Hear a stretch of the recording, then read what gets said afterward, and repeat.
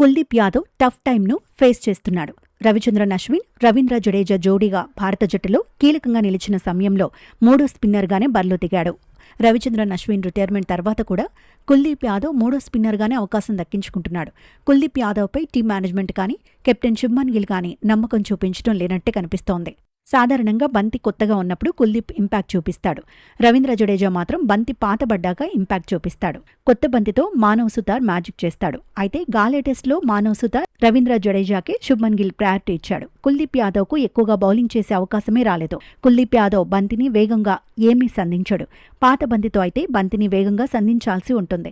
ఆలస్యంగా కుల్దీప్తో బౌలింగ్ చేయించడం వల్లే విఫలమయ్యాడన్న చర్చ ఉంది.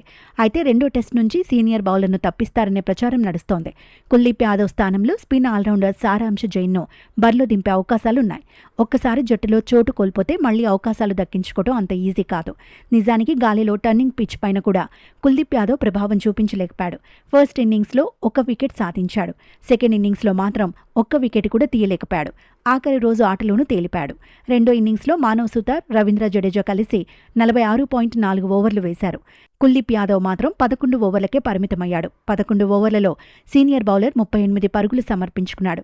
తొలి ఇన్నింగ్స్లోనూ భారీగా పరుగులు ఇచ్చాడు. 14 ఓవర్లలో 65 పరుగులు ఇచ్చేశాడు. రెండో టెస్టులో సారాంశ్ జైన్ అరంగేట్రం చేయడం ఖాయంగా కనిపిస్తోంది. సారాంశ్ జైన్ ఇప్పటి వరకు 54 ఫస్ట్ క్లాస్ మ్యాచ్ల్లో బరిలో దిగాడు. 188 వికెట్లు దక్కించుకున్నాడు. బ్యాటర్గా 2223 పరుగులు సాధించాడు. యావరేజ్ 31.75. గతేడాది దులీప్ ట్రోఫీలో సెమీస్, ఫైనల్లో హాఫ్ సెంచరీలు కొట్టాడు. 16 వికెట్లు దక్కించుకున్నాడు. చివరి రంజీ సీజన్లో 518 పరుగులు సాధించాడు.